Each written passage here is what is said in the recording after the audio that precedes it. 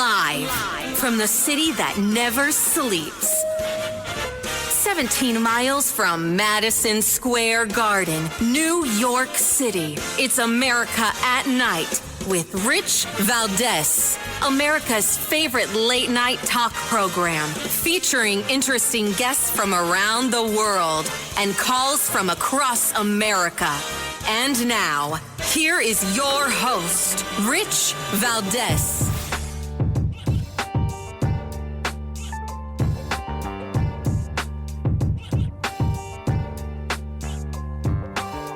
Hi there, good evening, and what's up, America? I am Rich Valdez, Valdez with an S, at Rich Valdez on all of the social media. Your liberty-loving Latino amigo, happy to be here with you this Wednesday night. We're live, we're national, and our phone number is 833-482-5337, 833-4-Valdez. 50 protests today across 50 states, all protesting Trump. Matter of fact, Trump's already getting impeached. The Democrats are wasting no time.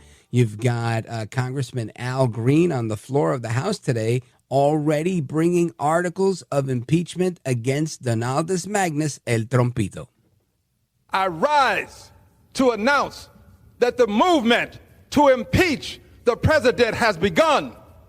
I rise to announce that I will bring articles of impeachment against the president for dastardly deeds proposed and dastardly deeds done.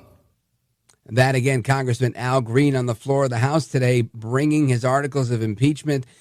Sadly for him, his friends don't have his back. Democrats aren't really looking to impeach Trump right now. That's probably a good idea. You don't want to start some, you want to generate goodwill with the White House, right? Not this type of bad will when they're in the minority. Anyway, so he's not the only one that's upset with El Trompito Donaldus Magnus. There's more, right? President Trump's, he's getting critiques from all over the place, him and Elon Musk, right? You got AOC coming at Elon Musk yesterday when she was on Instagram. You know, you've probably heard this cut, but I want to play it for you again because she seemingly is mocking Elon Musk. I guess you could mock him for a lot of things, but being smart is probably not one of them. Listen to this. This dude is probably one of the most unintelligent billionaires I have ever met or seen or witnessed. Which, you know, you can probably even glean that from watching these people on TV. Anyways, all of that is to say is that they don't do their homework. Clearly, like, they're putting 19-year-olds in at the Treasury. This dude is not smart. And the danger in the lack of intelligence and the lack of expertise that Elon has. I mean, this guy is one of the most morally vacant, but also just least knowledgeable about these systems that we really know of. All right, folks, now I want to get this clear. Here's the point, AOC, all out crazy, my least favorite congresswoman from the Bronx and Queens. Is AOC literally saying that Elon Musk is not smart? I mean, I heard it 3 times. I know that's exactly what she's saying. But why? Why would she say that? Well, anyway, she is trying to ignite a revolution against Elon Musk. Now, that only triggered a lot more to come, right? So you've got Elon Musk and all of those critics. Elon Musk is leading the charge with Doge. Yesterday, you saw they had to call the marshals to get into certain offices because the deep state was trying to keep them out. And today, you've got protesters all over the place. Listen to this. Elon Musk has got to go. Hey, hey. Ho, ho. Elon Musk has got to go. Hey, hey. Ho, ho. Elon Musk has got to go. Hey, hey. Ho, ho. Elon Musk has got to go. So that's Elon Musk has got to go. And these people are coming at him now. There's a lot going on here because this resistance to Elon Musk is growing because the deep state is, showing its gums. It's showing its fangs. They're very upset. But as you know, and if you don't, I'll just fill you in. This resistance has been likely illegal, right? The federal prosecutor that was appointed by the president said on Monday that the FBI is already investigating the targeting of the Doge staff that's leading the efforts to slash the size of the government. And this is why they had a U.S. Marshal escort with them when they tried to go into USAID and these other places that they were trying to keep them out of, saying, look, we want to know what you guys are paying for this and paying for that. And in order to do that, they needed to get into the Department of the Treasury to see, how are we paying these bills? And these career government officials have been reportedly seeking to counter these efforts from Musk and his aides by using the power that they have of the deep state, trying to claim everything. Oh, that's classified information. Oh, you can't see that. Oh, you don't have proper authorization to the guy who's here to say how much money you're spending and how can we spend less. Oh, you don't have authorization to see how much money we're spending. Isn't that clever? So Doge was announced, obviously, to cut a lot of the federal workforce. We've already seen 20,000 people take them up on that, but there's more to come.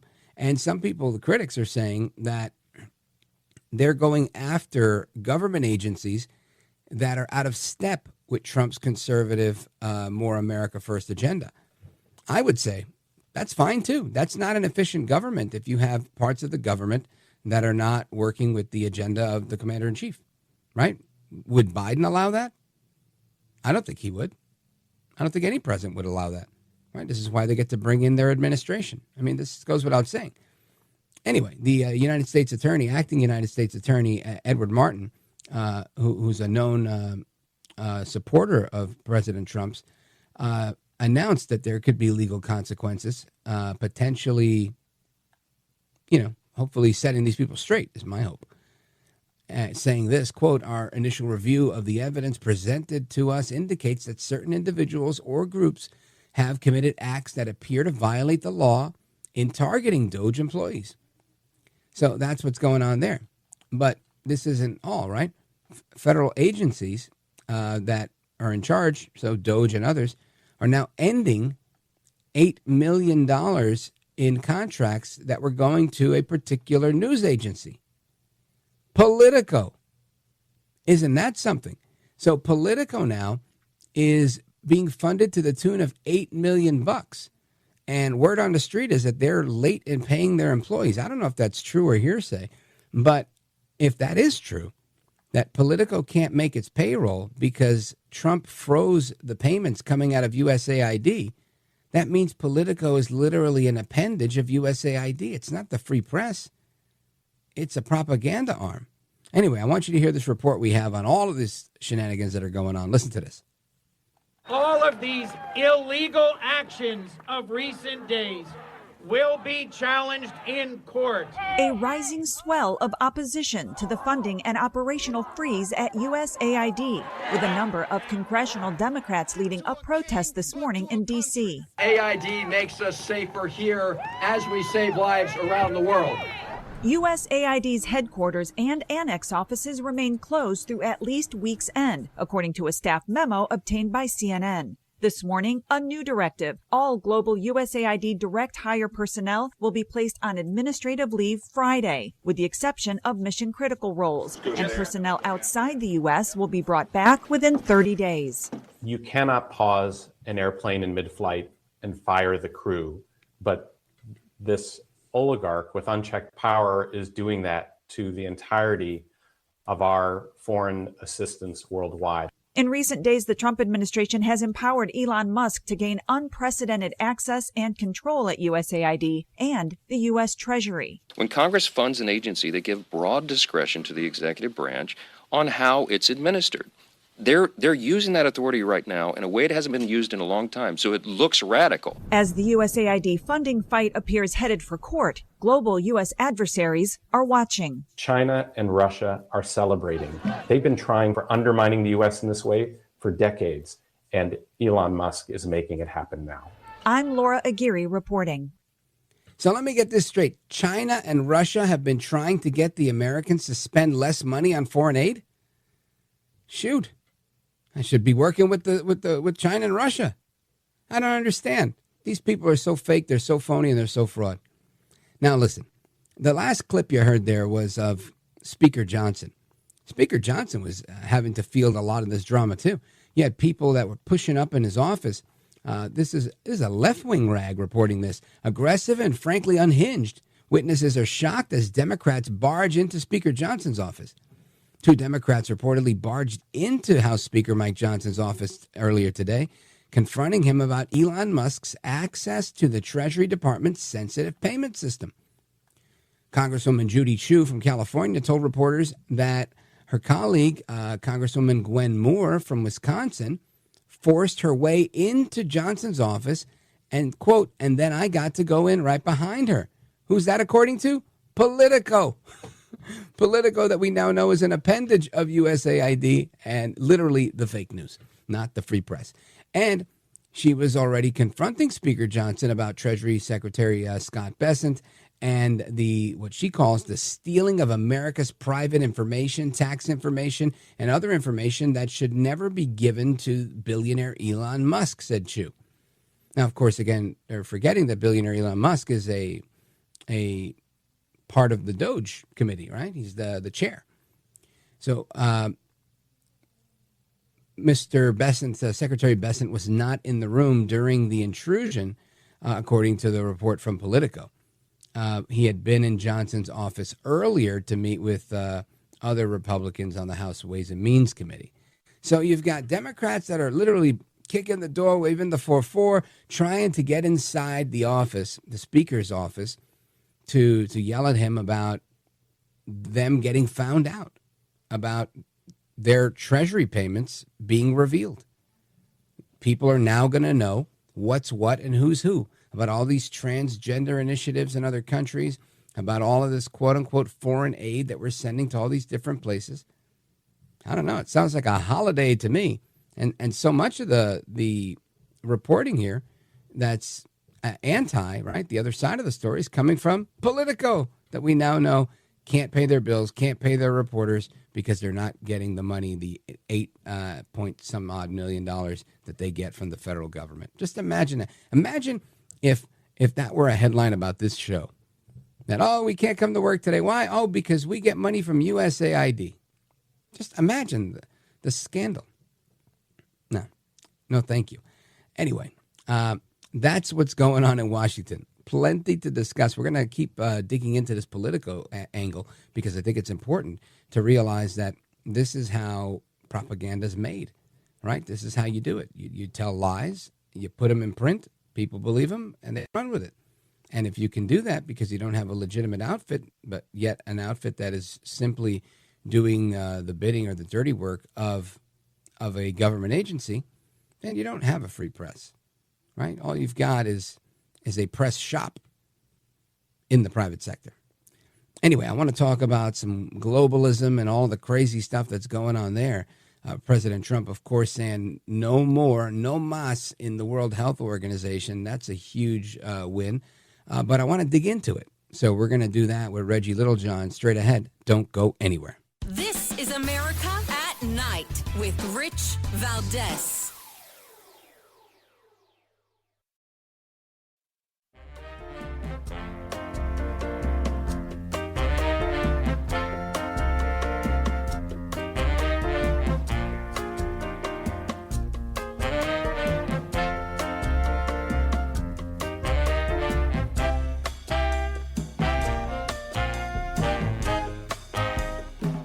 Well, thank you, Rich, and thank you for everything. I know you very well, and I listen, but I have a lot of people that listen, and they love your show, and I appreciate it very much. America at Night with Rich Valdez. What is this one? Withdrawing from the World Health Organization, sir. Ooh, that's a big one. So we paid $500 million to World Health when I was here, and I terminated it. China, with 1.4 billion people, we have 350 to pay. We have, nobody knows what we have because so many people came in illegally, but let's say we have 325. They had 1.4 billion. They were paying 39 million. We were paying 500 million. It seemed a little unfair to me. So that wasn't the reason, but I dropped out. They offered me to come back for 39 million. In theory, it should be less than that, but, you know. And when Biden came back, they came back for 500 million. He knew that you could have come back for 39 million. They wanted us back so badly, so we'll see what happens. All right, amigos, welcome back, familia. And I want to get some reaction to this. El Trompito, Donaldus Magnus, the 45th president of these United States, bailing out again on the World Health Organization. And I like the way that sounds. I think it's a good strategy. I think it's a good way to go. When he says, let's see what happens, that didn't sound so good to me. But I want to get some reaction to that from our guest. Reggie Littlejohn is the founder and president of Anti-Globalist International. She's president of Women's Rights Without Frontiers. And Reggie Littlejohn, when you hear President Trump saying that we are withdrawing from the World Health Organization, what's your initial reaction to that? Oh, well, I was completely ecstatic about it. I mean, this is what I have been working towards, and others also, for years. Mm-hmm. Beginning with with beginning of COVID, when the World Health Organization became a mouthpiece, basically for the Chinese Communist Party, repeating their lies that there was no human-to-human transmission, and that there was no need to cut off flights from China because that would be racist. Meanwhile, China was cutting off flights internally, not spread it within China. But in any case, the World Health Organization just basically served as a mouthpiece for the Chinese Communist Party. They didn't hold them accountable at all for their role in spreading COVID all over the world. And just really did not serve us well at all. So President Trump, in his announcement, he focused more on the finances of it. Like we were paying $500 million versus $39 million, and our population is so much smaller than that of China. Therefore, we're paying, proportionally much more. But he also said that wasn't the reason he withdrew. I think the reason he withdrew was because of the corruption of the World Health Organization and the way the Chinese Communist Party basically operates through them. Well, let's talk a little bit about that because we have about a minute and a half before we have to take a quick pause.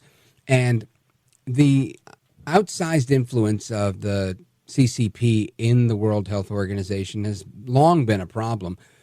Why would President Trump signal potentially going back? Or do you think that was just a little bit of a tease that probably won't come to fruition?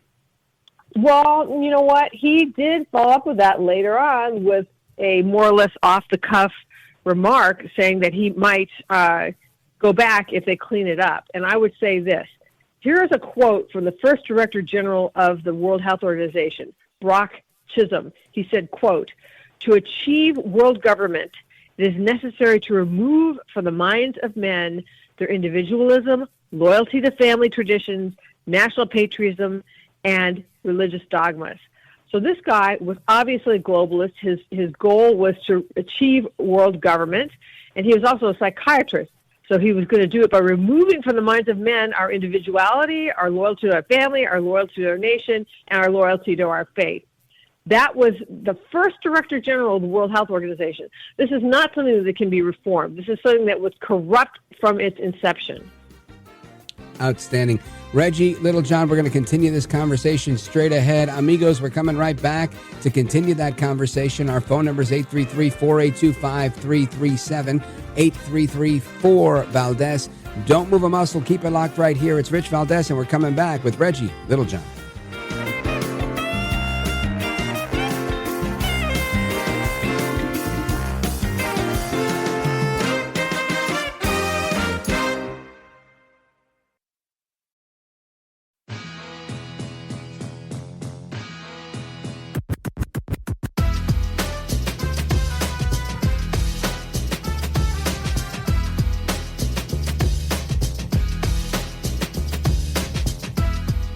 The best guests, the best opinions. This is America at Night with Rich Valdez. All right, amigos, welcome back. We continue our conversation with Reggie Littlejohn. She's been on the program before, and she's terrific. She's the founder and president of Anti-Globalist International, and that's antiglobalist.net. And Reggie Littlejohn, I want you to hear a clip we have of Klaus Schwab, everybody's least favorite German bad guy, from the World Economic Forum just a couple of weeks ago. Listen to this. When we meet today, we also have to face and an erosion of trust in our society. We all must work together to regain trust in order to progress nationally and internationally. This can only be achieved if we genuinely address the existential fears of so many, the fears of marginalized, the fears of those who are afraid of accelerating environmental degradation, and the fears of those who worry about being left out in the transition to the intelligent age. Now, Reggie Littlejohn, he's talking about the intelligent age. He's talking about Sophias. The Sophias are the fears of the people. And I just, before we get into this conversation, I want you to hear a little bit of what Trump had to say in his opening remarks. Of course, he snubbed the World Economic Forum, not going there, but did offer an address to them. Listen to this quick one. On day one, I signed an executive order directing every member of my cabinet to marshal all powers at their disposal to defeat inflation and reduce the cost of daily life. I imposed a federal hiring freeze, a federal regulation freeze, a foreign aid freeze, and I created the new Department of Government Efficiency. I terminated the ridiculous and incredibly wasteful Green New Deal. I call it the Green New Scam, withdrew from the one-sided Paris Climate Accord, and ended the insane and costly electric vehicle mandate. We're going to let people buy the car they want to buy. So that's President Trump doing his thing. They're slashing, cutting, and letting them know we're trying to make things smaller in the United States. Meanwhile, Klaus Schwab saying, you know, there's people afraid of the intelligent age. Reggie Littlejohn, what's going on here? Well, with respect to Klaus Schwab saying that they need to reestablish trust, there's no way they can reestablish trust. And, you know, I'll just say this, okay? We should not, under any circumstances, trust the World Economic Forum. I'm looking here right now at in terms of Klaus Schwab saying that there are people who are worried about being left out of the intelligent age, in other words, AI. Mm-hmm. I am actually worried about being forced into a digital ID, which is what he's been pressing forever. So I'm looking at a chart here from the World Economic Forum about everything that you will need a digital ID to do, meaning that if you refuse to get it, or if you do things that they don't like criticize them, like what I'm doing right now, you can be shut out of all of these things. So, and it's going to take AI to run all of this. So you will need a digital ID to access insurance and healthcare treatment, to open a bank account and carry out online transactions, to travel, to actually even receive humanitarian response, to shop and conduct business transactions online and secure payments, to engage in a social media platform, like, you know, if you want to be Facebook or Twitter, you have to have a digital ID, to access and use government services, to file your taxes, to vote, to collect benefits like Medicare and Medicaid, to own a telecommunications device like a computer or a cell phone, and to be in a smart city, which is a whole other thing. So this is what he's saying. Oh, you know, we're worried about people who are going to be left out of the intelligent age. No, what they're going to do is they're going to force us all to have these digital IDs. They're going to use AI to monitor and surveil us in every aspect of our lives and to control us. I don't know if you've seen the clip of Larry Ellison. This was actually last September, where he was talking about AI and how it's going to be used. His vision is that everyone will always be wearing a body cam. And so, you know, the way he pitches it is, well, and so then it'll make police be on their best behavior because everybody's going to be wearing a body cam and will know exactly what they're doing. But it will also make regular citizens all be on their best behavior because we're all going to be reporting on each other through these body cams, plus ring, you know, cameras and cameras in your car, surveillance cameras on corners and everywhere else. This is their idea. And, why should we possibly trust them? This is a way of trapping humanity in a digital gulag. Yeah, well, this is, I think, that the largest contrast, right, between the two clips that we heard. You've got everything you just said and unpacked with Klaus Schwab and the detriment that it causes to our liberty. And then you've got Trump rolling back what he has control over, which is the government, saying we're getting a little less government in your life.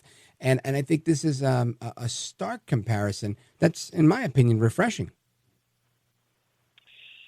Well, something, I'm sorry to say, I don't think it's so clear because President Trump is also in favor of digital IDs, and he's using it. He wants to use them to control the border, which I agree with controlling the border, but I also don't agree with doing it through digital ID, mandatory, like biometric digital IDs, because once you set up the infrastructure for that, even to control the border, then once the next president comes along, who might not be like-minded, they can use that to track and trace us. And so in other words, President Trump, he needs to be very careful about setting up infrastructure that he can use for good that the next president, if we lose the next presidential election, the next president can use for evil. Right. So well, that's the comment. I'll ask you this. The last trip I took, I forget where I might have gone. I think I went to Budapest. And upon coming home, it might have been Colombia, but I remember I had to, when I was leaving the country, scanning my U.S. passport or whatever, and I had to look at this screen that had to take like a scan on my eyeball. That was the only way I could get on the plane. And I was like, I've never seen this before, and it didn't work, and I had to get on a different line, and then, you look at it, and it takes a picture of you, basically. It's seconds long when it works. But I was like, wow, that's new. And I told somebody next to me, they're like, oh, yeah, I was just in so-and-so, and they're doing that now. So you literally can't come back to the United States without doing that. And that's the Department of State that's doing that. So I don't know that if it's Trump. I think this is just the system we currently have when it comes to international travel. And I could be wrong. I'm just saying I think it's hard. And I know that people have been resisting. I live in New Jersey, and people have been resisting the real ID in New Jersey, which the airport, every time you go to fly, they tell you. Last year or 2 years ago, they were saying, come May, you can't fly without a real ID. And they were able to postpone that because people were up in arms about it. But I'm thinking, how long are we able to postpone things? I hope we can postpone them a lot longer than expected, right? Because I think passports, paper passports, and regular licenses and whatnot, these things have been around for a long time, and they've, for the most part, worked. And I don't know, to your point, I don't know that we need all of these biometrics and whatnot, but it seems to be the direction we're headed in, whether it's Trump, Schwab, or anybody else. Do you see a way out of it? Well, we need to resist. I mean, I just read you all the things that you're going to need this digital ID to do. What this does is it provides the infrastructure for any other country, like any developed country in the world, including the United States, to impose something that is very much like the China social credit system. Yeah. Where every single thing that scary. you do, it's very frightening. And we can't just say, well, this is just what everybody's doing, so let's just do it. I mean, we are, in my opinion, on a precipice here, and and I am trying to sound an alarm to say to people, we need to resist this. Because in the China social credit system, they track you on all these different things that I just mentioned. And if you step out of line, first level of punishment will be you lose your job, you can't borrow money, so you can't buy a home or start a business. Your kids won't be able to go to a good school. If you keep criticizing the government or doing whatever it is that they don't like, they will cut you off from your credit cards and your bank accounts. And if people think that can't happen in North America, it already did with the Canadian truckers when they had their vaccine, protest. Stripe, right? And then, Stripe in China, came down hard on you them. keep it up. Yeah, and in China, if you keep it up, they'll just disappear you. And this is the infrastructure. And people need to understand we need to resist these digital IDs, these biometric. I'm going to be traveling to Iceland and London next week, and I hope I don't have to do this, iris scan to get back into the country. Yeah, well, I don't even think you'll know. I think it kind of comes across as they're taking a picture to match the picture that you scan on, that you present on your passport. It's very quick. But when it's done, you see that, it's taken a very, very crispy picture of you, and has like little laser beams and stuff. It's very interesting the way it's done. So in the regular airport, in a domestic flight, they'll say stand in front of the camera, and I just say opt out, and they say okay, and then they just look at my face, look at my license, and pass me through. You don't need to. Yeah, I haven't done that domestically, and I've gone all over the place. So that's interesting. Maybe I'll try that next time. But I didn't think it was going to happen because the machine was broken, and they were like, "You got to use this one. You got to use that one." And we'll see. Maybe I can get away with it. I think I'm going back to Budapest, so we'll find out. But very enlightening. Thank you for bringing us up to speed on that, Reggie Littlejohn. If people want to join the resistance to digital IDs and the Klaus Schwabification of technology, how do they find you and how do they help? Well, you can find me on Twitter X at Reggie Littlejohn. That's ReggieJhn. And then, my website is anti-globalist.net, one word, just anti-globalist.net. And then if you would sign the manifesto, that will put you on my newsletter list, my email newsletter list, and you'll get updates about all the different things that you can do to help resist the globalist takeover. Well, thank you for being here. I appreciate it, folks. Give her a follow. Check out the website, Reggie Littlejohn. I appreciate it. Thank you so much, Rich. I appreciate you. My pleasure. Folks, we're coming right back. I'm going to talk about the CIA offering buyouts to the entire workforce. Don't go anywhere. This is America at Night with Rich Valdez. Call now, 833-4VALDEZ. That's 833-482-5337. 833-4VALDEZ. That's Valdez with an S.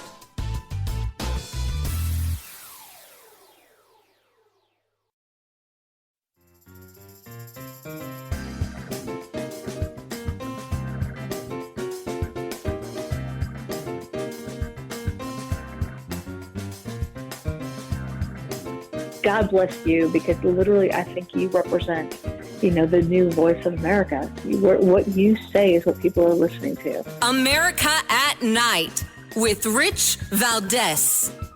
Call now, 833-4VALDEZ. That's 833-482-5337. 833-4VALDEZ. That's Valdez with an S. All right, amigos, welcome back. And again, as I mentioned right before we took a pause, and again, our phone number, 833-482-5337, 833-4VALDEZ. The CIA has offered to buy out the entire workforce. Looking at this piece here, listen to this. Central Intelligence Agency has extended buyout offers to its entire workforce, reportedly aligning with President Trump's broader effort to downsize government agencies and reshape the federal workforce. Under the terms of the buyout, CIA employees who voluntarily resign would receive 8 months of salary along with all benefits and entitlements. The agency has also enacted a hiring freeze with conditional offers for new hires now paused and potentially rescinded, according to agency insiders. That's interesting. I mean, they're not kidding over here, right? The CIA confirmed the buyout initiative, telling the Wall Street Journal that the move was intended to infuse the agency with renewed energy. This effort comes as part of a sweeping reorganization of the federal government under the Trump administration. Wowzers. How's that for a wowzers, right? That's a pretty big deal.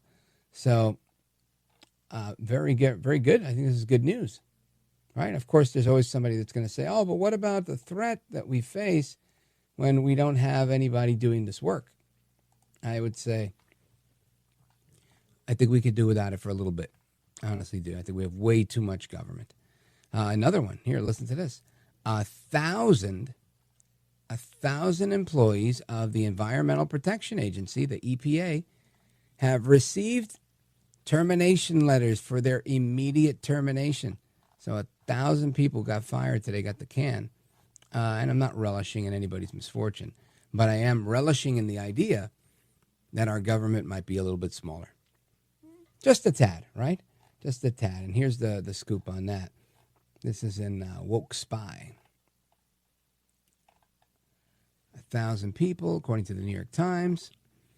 Some of the employees were hired to implement Biden's Marxist climate policy, and the Trump administration's America First agenda may not need them. Some of them were working on projects related to the 2022 Inflation Reduction Act, which actually increased inflation, and over $369 billion was earmarked for various green energy initiatives. $369 billion. Wow. Including curbing greenhouse emissions, offering tax credits, and promoting green energy adoption. So that's the story there. We should probably bring our buddy Steve Malloy in. He's so good on these topics to find out a little bit more. You know, will we just stop at 1,000 or does it keep going? I'm curious to know. But that's not the only one. I mean, there's another story here I want to share with you about something we talked about the other day. George Soros, right, and the company that he's funding, which has purchased the debt of a bunch of radio stations, so in effect putting them under his control, is now being investigated by the FCC. Yep. I think you may remember we played a clip from a radio station out on the West Coast that was outing where ICE vehicles were while they were live on the air so that people would avoid those areas. Well, there's a whole bunch over here from Commissioner Brendan Carr. So we're going to get into that straight ahead. Plus your calls, 833-482-5337, 833-4-VALDEZ. This is America at Night with Rich Valdez.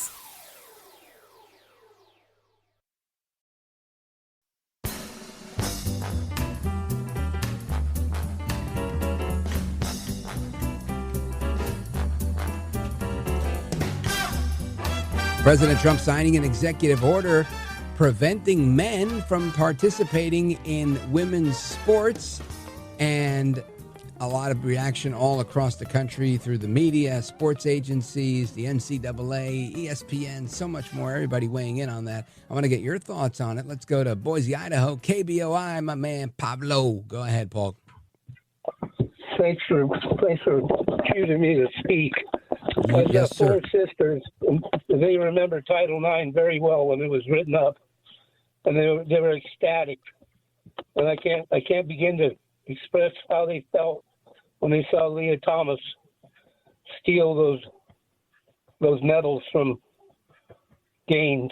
I watched it, and it happened right in front of me, and I thought I was seeing some sick horror show. That's how I felt at the time. I feel as though it's about time, and I'm able to breathe a little bit more now that the elephants have kind of moved off my chest a little bit. Thank God. From all the stuff from Biden, and I feel strongly about this. I believe that she should get the medals that she actually won as a woman in those meets that Thomas got. I think he should submit them to give to her. And as far as I'm concerned, transgender people, if they want to have their own deal, if they want to do an NCAA thing with just transgender people, right? At least their own category, sure. Exactly. Yeah, that's how I feel very strongly that those medals should be given back to her. Outstanding. Thank you, Paul. I appreciate it, folks. What a pleasure it's been. Hasta la próxima. Take care. Good night, and God bless you, America. I'm Rich Valdez.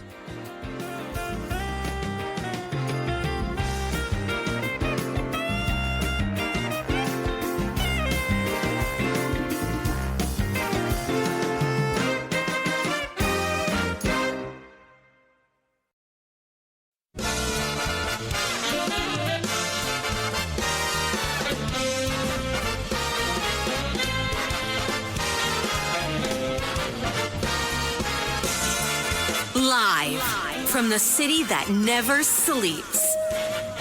17 miles from Madison Square Garden, New York City. It's America at Night with Rich Valdez, America's favorite late-night talk program, featuring interesting guests from around the world and calls from across America. And now, here is your host, Rich Valdez.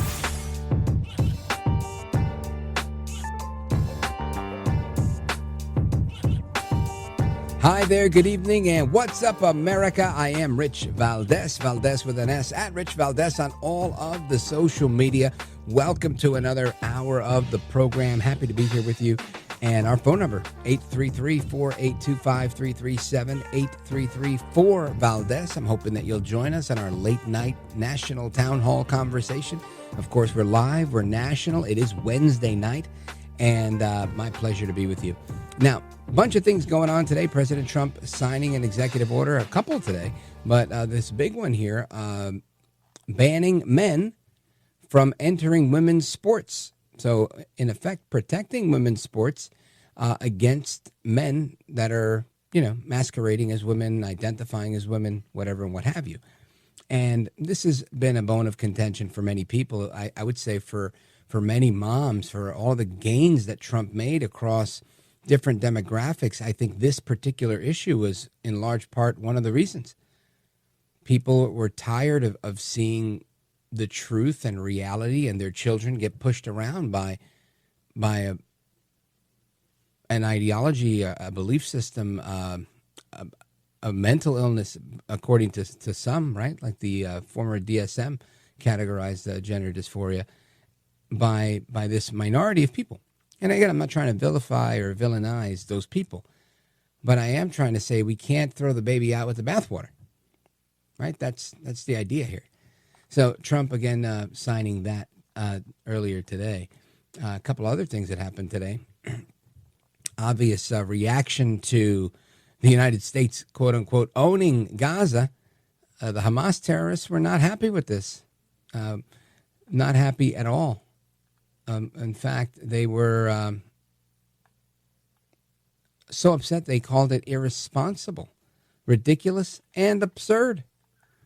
The jihadist terror organization, Hamas, reacted with outrage to President Donald Trump's unprecedented proposal on Tuesday for the United States to seize the Gaza Strip and turn it into a global resort destination, calling Trump irresponsible. What a surprise. Didn't see that one coming, right? Unreal. I mean, some of this stuff you got to just go with it. And I teased this one before. I promised you I will get to it this hour, likely, if not next hour. But the FCC, Chairman Brendan Carr, opening a probe into the Soros-controlled radio stations that are now exposing, at least one radio station, exposing the location of ICE officials that were conducting raids and other enforcement operations. So that is not good. And, of course, these vehicles were there undercover. These are unmarked vehicles where they were, trying to be as clandestine as possible. And you've got these politicians that were, jumping to the airwaves to say, hey, here's where they are. They're in this kind of car. I mean, it's really just, it was even worse on social media. They were taking pictures of the cars and posting them on social media. Not a good thing. Not a good thing at all. But that's just some of what's going on there. A little bit of what I want to get into this evening. Of course, we're going to talk about what's going on with China. China, of course, continues to be on the move. They're always on the move. What will happen with these 10% tariffs? What's going to be the future of the Panama Canal now that the Belt and Road Initiative has been curtailed in Panama? Plus, a couple other news items I want to get to. We're going to do that with Gordon Chang. He's scheduled to join us in just a little bit. He's terrific. And, of course, a little bit down the road after that, we're going to have some conversation about what we just talked about, Gaza. And what happens now? What does that look like as we move forward with the United States potentially taking control of Gaza, or at least, if nothing else, an actual end to the conflict that's going on there, a real end, permanent end, or at least a semi-permanent end. I believe that the bad guys always come back one way or another, but at least something where it's over for now, or at least over there, where they can live to fight another day somewhere else And again, that's not what anybody wants, right? I think Netanyahu was very clear when he said, we need to eradicate Hamas completely. I think a lot of people were in agreement with that, but probably not enough because there's been a lot of opposition to that, or enough opposition. Anyway, so we're going to get into that as well.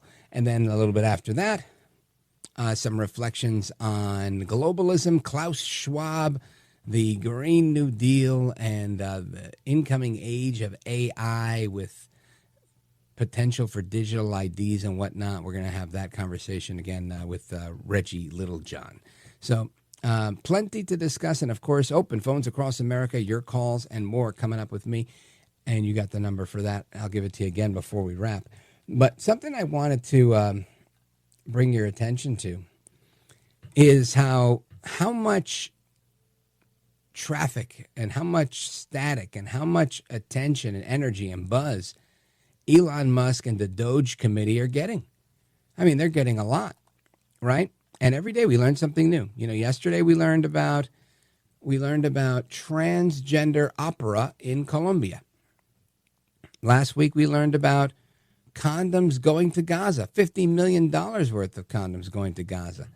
Well, today we learned about Politico as the drama into Doge and them getting stopped from going to certain places and being kicked out, and they had to call the U.S. Marshals to get the information they were looking for from the Treasury, et cetera, et cetera, et cetera. And the left freaking out saying Musk is accessing classified info, stealing Americans' data, blah, blah, blah.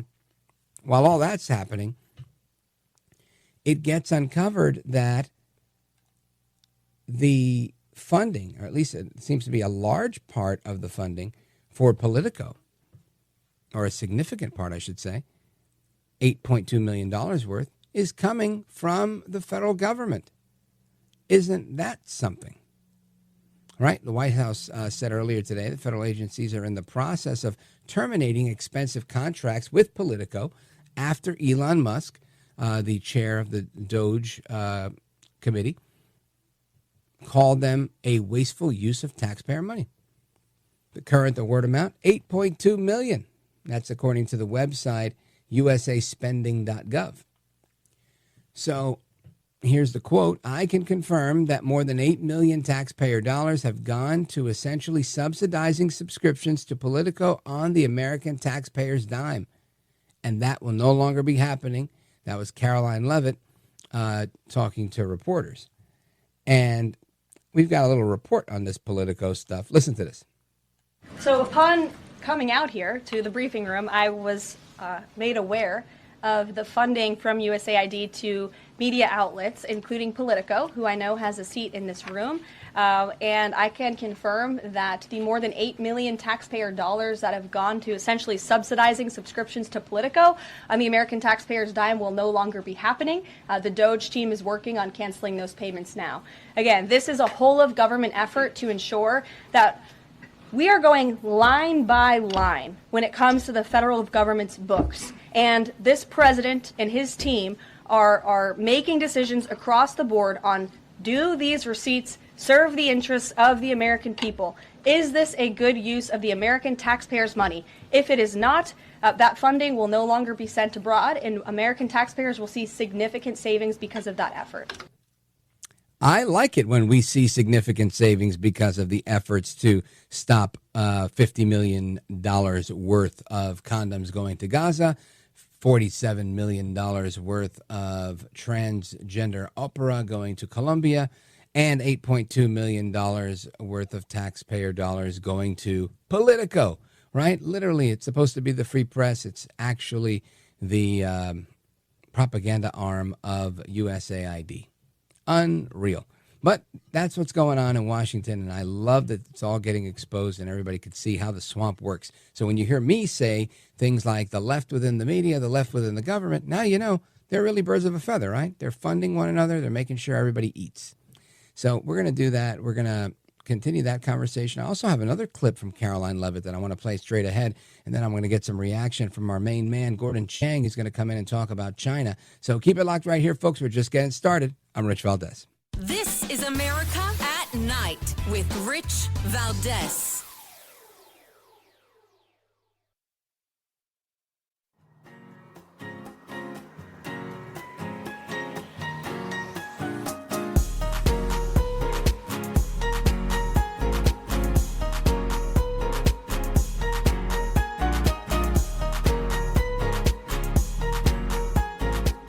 listen to you, Rich, all the time. America at Night with Rich Valdez.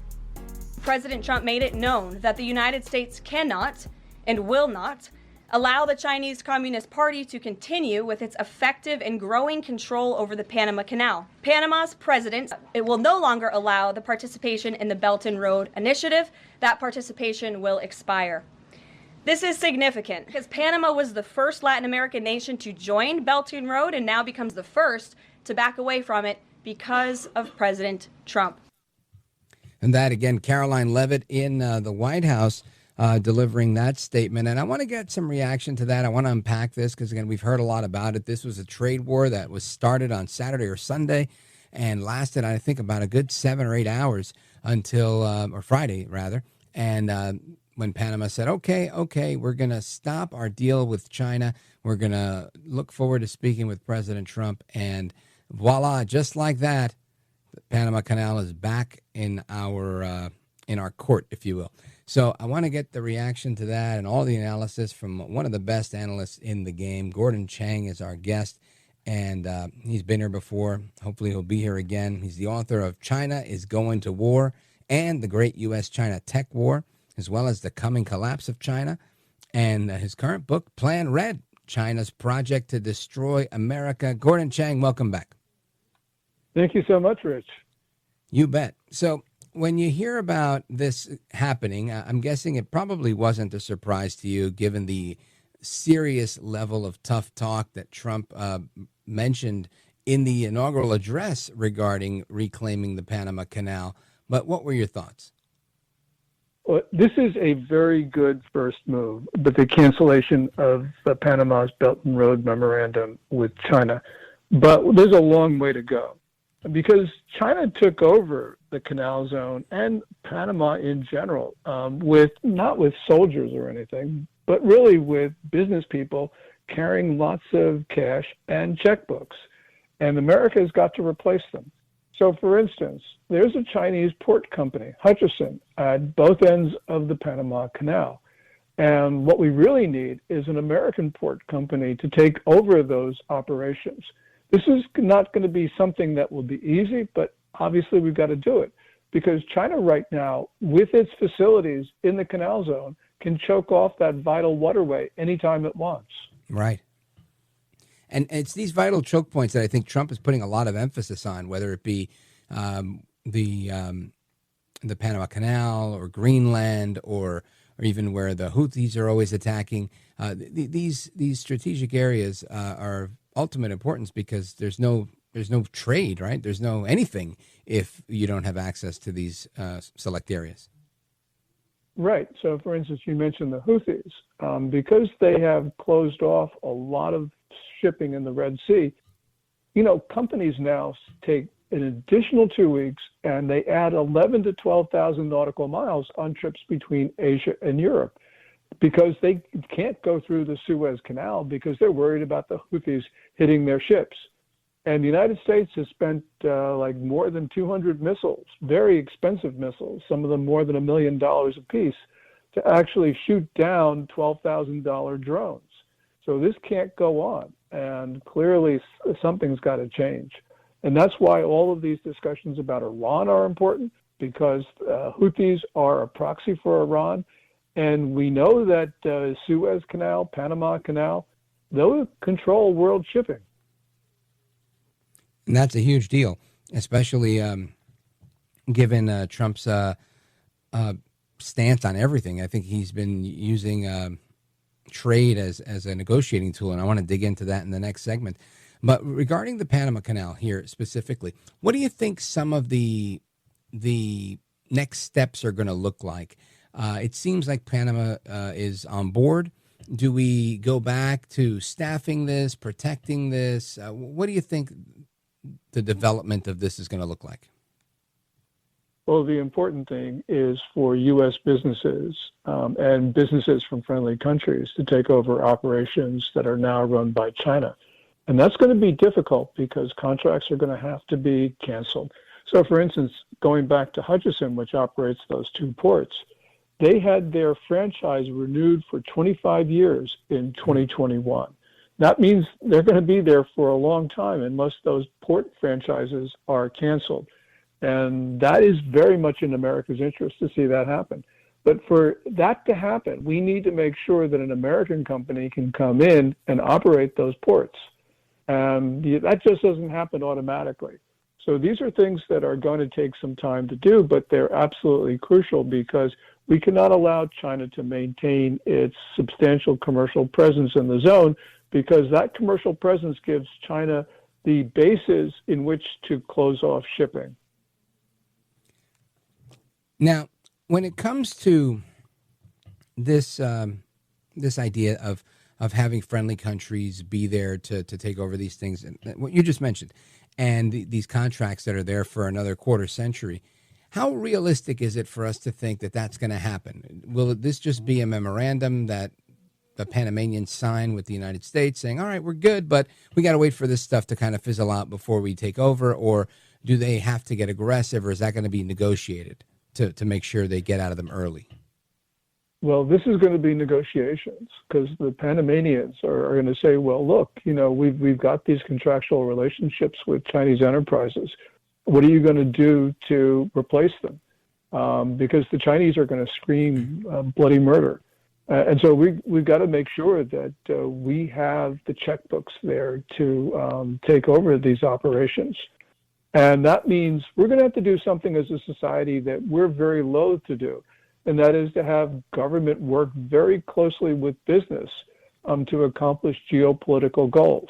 We've got a sort of a laissez-faire attitude where we don't tell, for instance, Bechtel where they can go and get a contract. But we've got to make sure we start doing this, because the Chinese do it, and they're very successful at doing it, and they gain influence by doing it. So this is going to require us to change our thinking about the way we compete with China. That's really well put, right?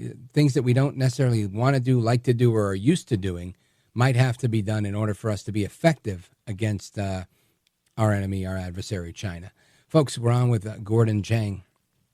And Gordon Chang, I want to slide into the conversation on tariffs, because, of course, global trade being a big deal for everybody, and a lot of success the president has had with positioning tariffs at a relatively high rate towards Canada, towards many places, and a lot of them saying, okay, I will capitulate, I will work with you, but not so much with China, right? China has had those tariffs go into effect, and there's been a whole lot of trade tension with China since the first Trump administration. So I want to get your thoughts on that when we return. Folks, we're coming right back with Gordon Chang. He's the author of Plan Red, China's Project to Destroy America. And we'll talk about that as well when we return. Don't go anywhere, folks. It's Rich Valdez, and I'm coming back with Gordon Chang.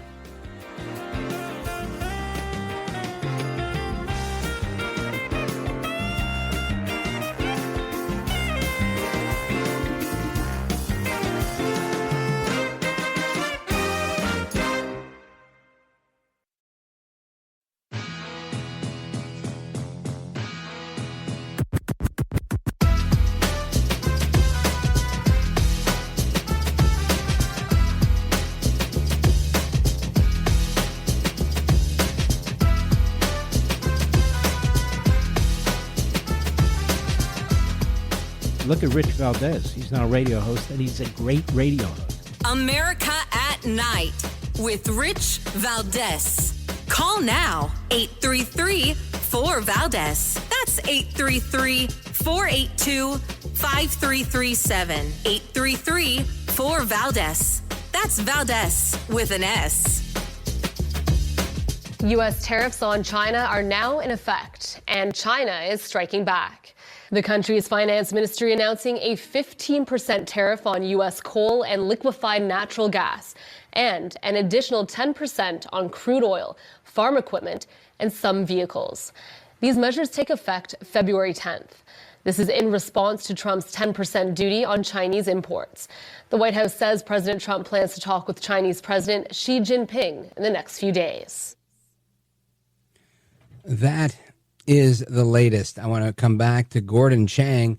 He's the author of Plan Red, China's Project to Destroy America. Now, Gordon Chang, What's this going to look like, your opinion? It seems like China is better equipped to withstand tariffs than the other countries. They also got a 10% tariff versus a 25% tariff. Walk us through. Yeah, right now, Trump's tariffs that he announced on Saturday on China are in effect. They went into effect yesterday. Now, China's tariffs, which they announced yesterday, don't go into effect until the 10th of this month. And the reason why that gap is important is because it looks like the Chinese are actually trying to create a period where they can negotiate with Trump and maybe get this whole thing put behind them. So China right now is in a very weak position. The tariffs it's announced yesterday and the other measures it put in place, it's pretty weak tea, as a friend of mine said. And that's because the Chinese know they don't really have very much ammunition in a trade war with a determined President Trump.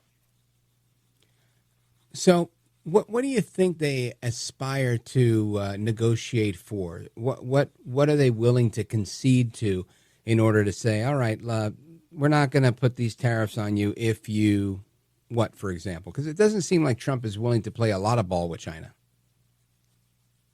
Yeah, we don't know what Trump will do with China. I mean, he has said in the past that he wants to go to China in his first 100 days, which I think is not a good idea for a lot of reasons.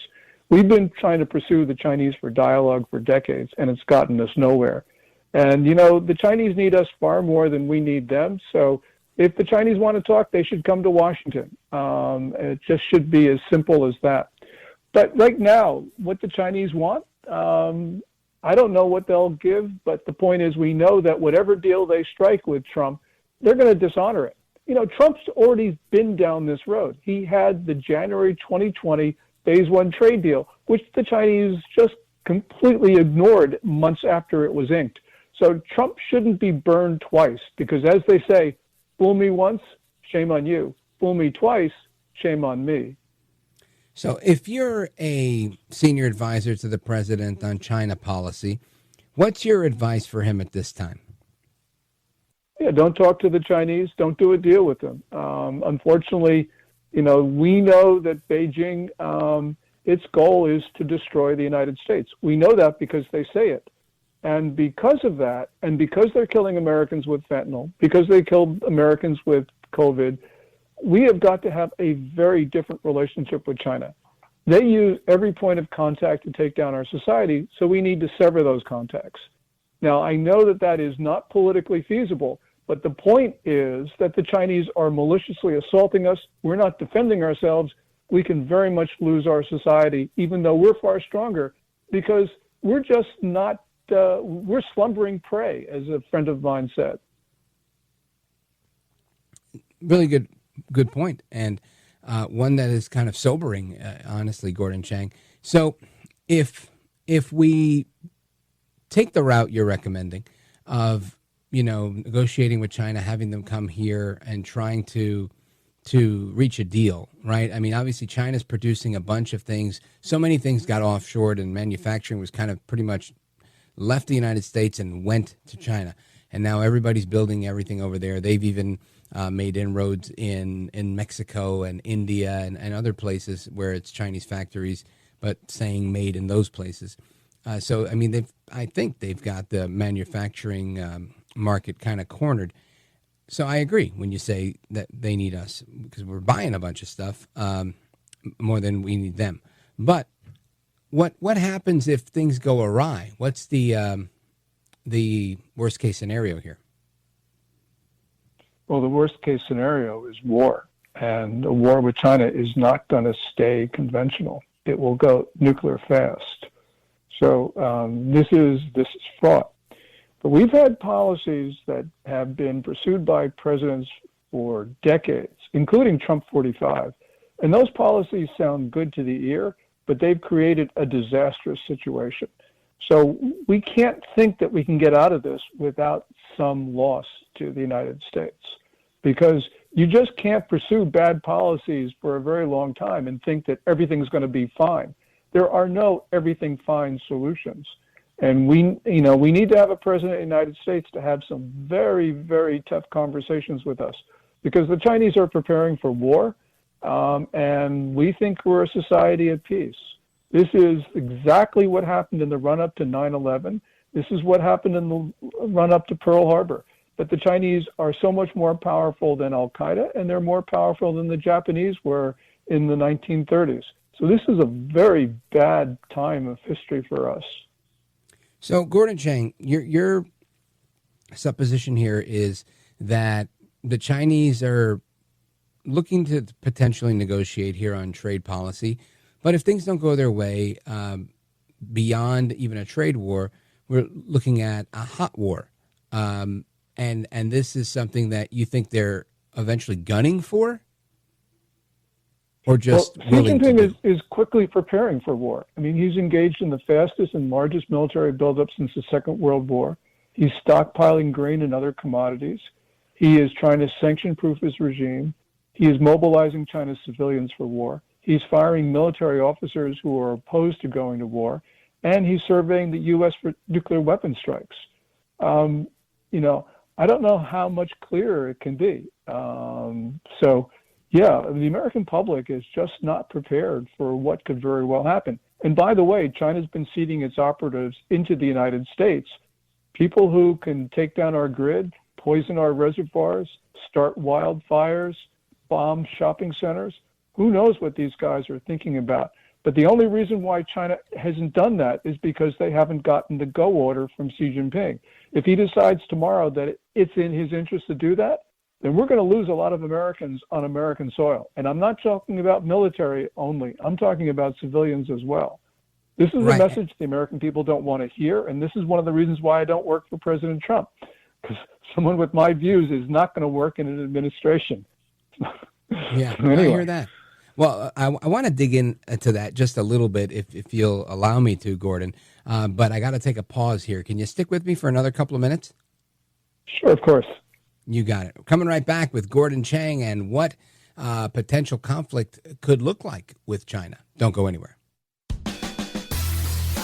This is America at Night with Rich Valdez. Call now, 833-4-VALDEZ. That's 833-482-5337. 833-4-VALDEZ.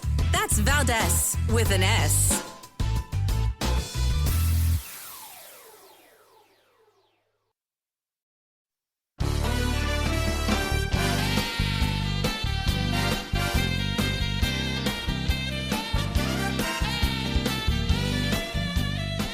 Now, 833-4-VALDEZ. That's 833-482-5337. 833-4-VALDEZ. That's Valdez with an S. America is so powerful that it's quite possible that Trump will succeed in getting these discounts as he threatens other countries, most of them friends, allies, and partners. But in doing so, he will lose the goodwill generated over decades of American foreign policy that made so many countries around the world want to ally with Washington against the Soviet Union or Russia or China. And he might unleash forces of nationalism and protectionism that over time will damage, even destroy, the world that America created.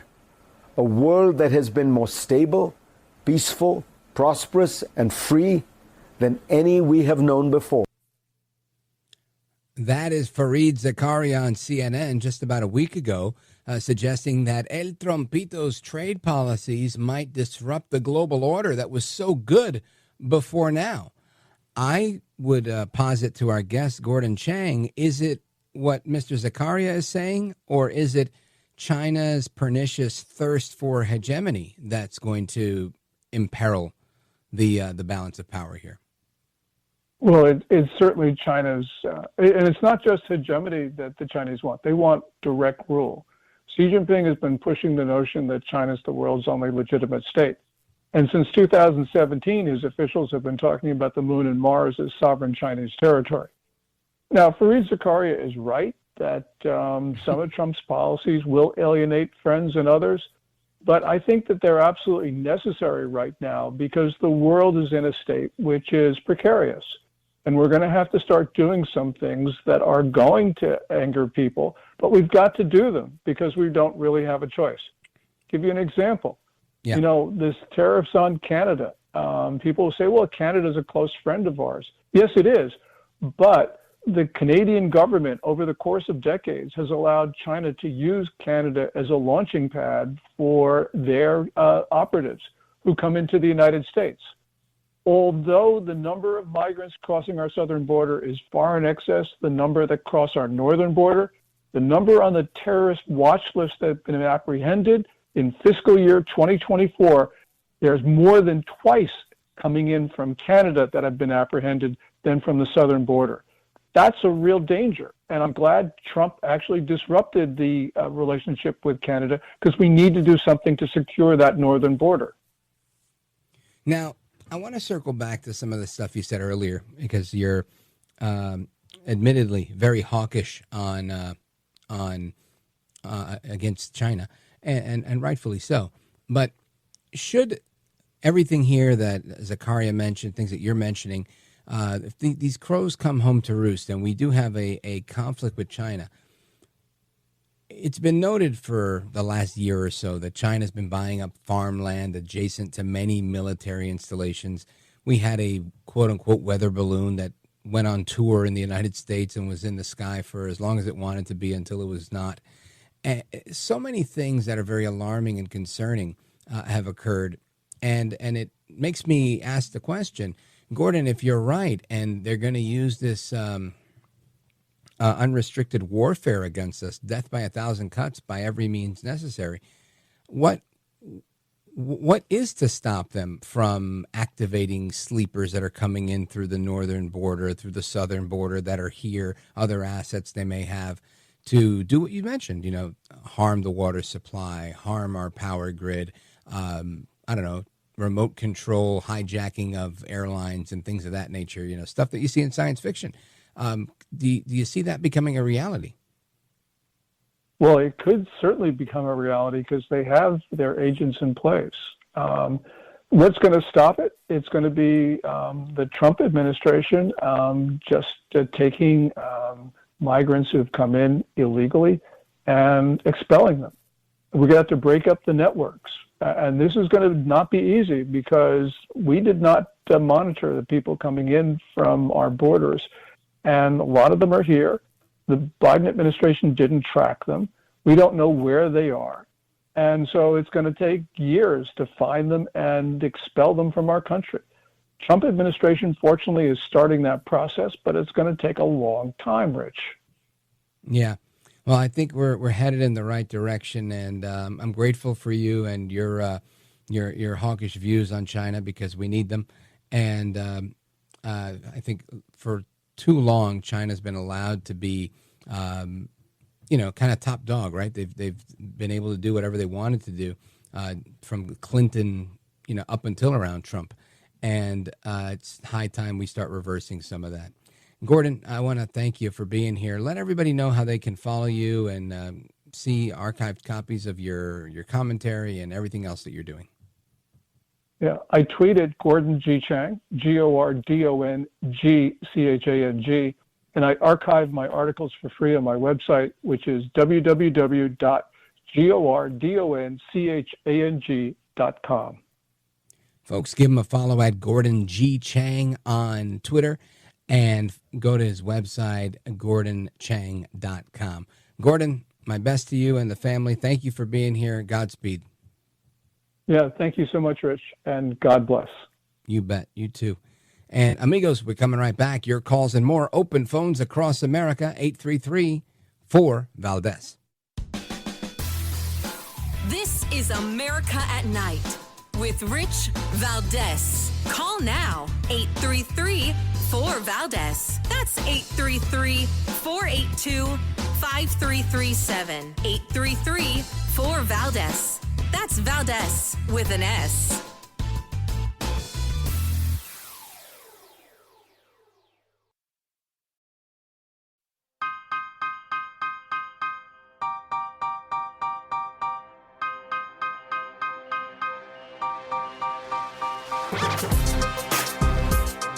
Voted best head of hair in live late night radio 6 years in a row. It's Rich Valdez. All right, amigos, welcome back. We continue our conversation, familia, and we're talking about you, the American people, we the people. Your thoughts, 833-4-VALDEZ. Let's go to the phones, open phones across America.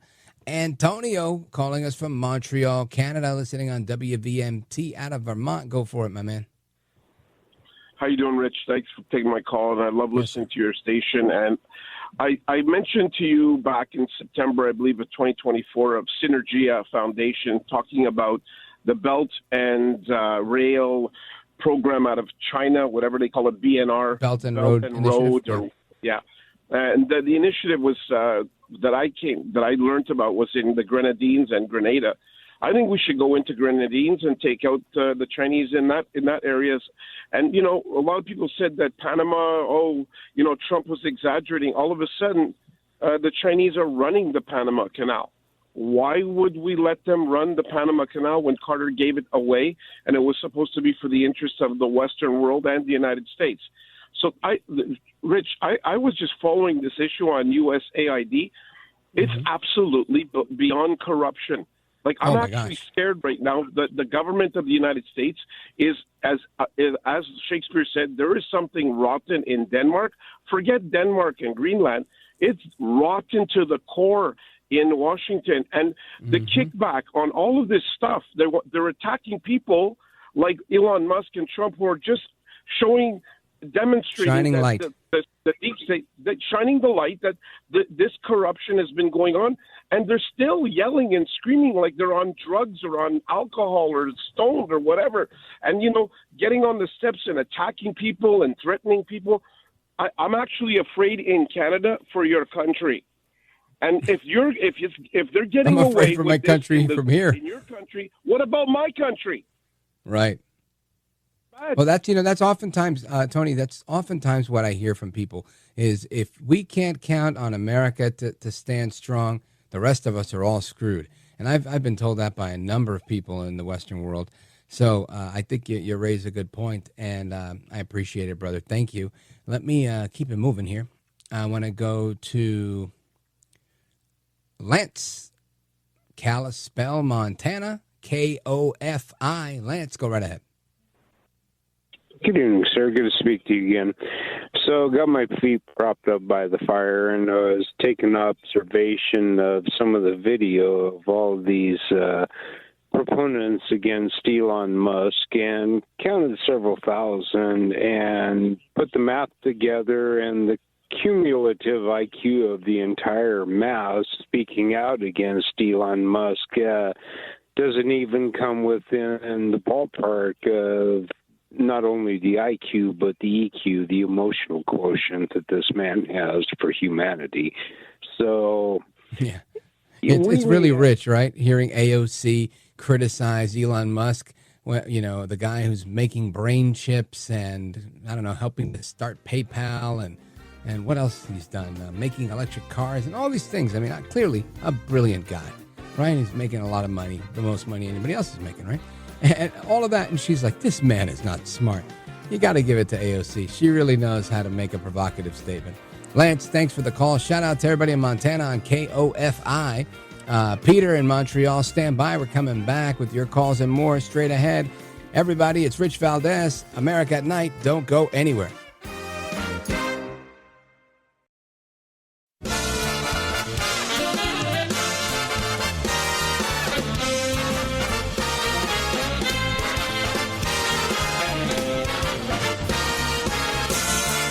Live from the city that never sleeps. 17 miles from Madison Square Garden, New York City. It's America at Night with Rich Valdez, America's favorite late night talk program, featuring interesting guests from around the world and calls from across America. And now, here is your host, Rich Valdez.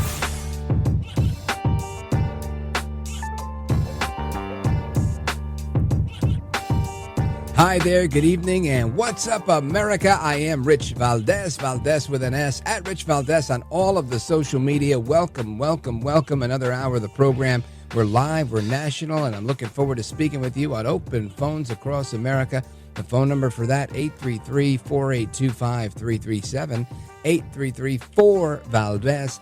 And plenty going on today. President Trump signing an executive order protecting women in sports, both referencing the Olympics that are coming our way in 2028, as well as signing the women's sports bill on Title IX, which was done not that long ago. But we got some audio on that. Listen to this. With my action this afternoon, we're putting every school receiving taxpayer dollars on notice that if you let men take over women's sports teams or invade your locker rooms, you will be investigated for violations of Title IX and risk your federal funding. There will be no federal funding.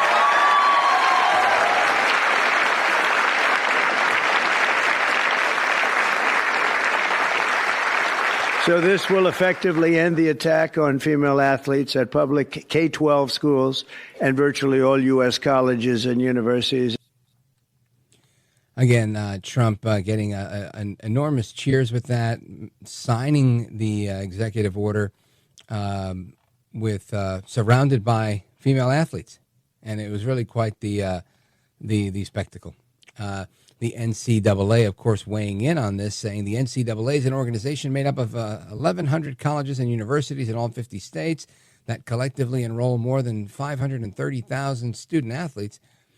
We strongly believe that clear, consistent, and uniform eligibility standards would best serve today's student athletes instead of a patchwork of conflicting state laws and court decisions. To that end, President Trump's order provides a clear and national standard. The NCAA Board of Governors is reviewing the executive order and will take the necessary steps to align the NCAA policy in the coming days, subject to further guidance from the administration. The association will continue to help foster welcoming environments on campuses for all student athletes. We stand ready to assist schools as they look for ways to support any student athletes affected by changes regarding the policy.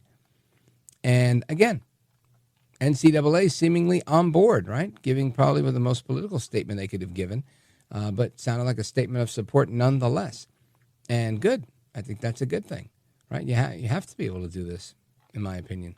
You've got to hold on to some tradition. I understand some people are very progressive and they want to change tradition, but you can't really change all tradition. Now, another tradition that we witnessed today was the swearing in of the newly confirmed Pam Bondi as Attorney General of the United States, her taking the oath of office administered by Supreme Court Justice Clarence Thomas inside the Oval Office with President Trump right at her 6. Listen to this. I, Pamela Bondi, do solemnly swear that I will support and defend the Constitution of the United States. That I will support and defend the Constitution of the United States. Against all enemies, foreign and domestic. Against all enemies, foreign and domestic. That I will bear true faith and allegiance to the same. That I will bear true faith and allegiance to the same. That I take this obligation freely. That I take this obligation freely. And she takes that obligation freely. So congratulations, Madam Attorney General of the United States, Pam Bondi. And hopefully she'll be working with the folks at the FCC, right? Because they've got a whole lot on their hands. Last week, I played a clip for you when we had the folks from MRC on. Joe Vasquez was on, telling us about how there was a radio station out on the West Coast in California that was interviewing local, I think it was not San Diego. What's the other? San Francisco? There's another San. Anyway, one of these towns over there.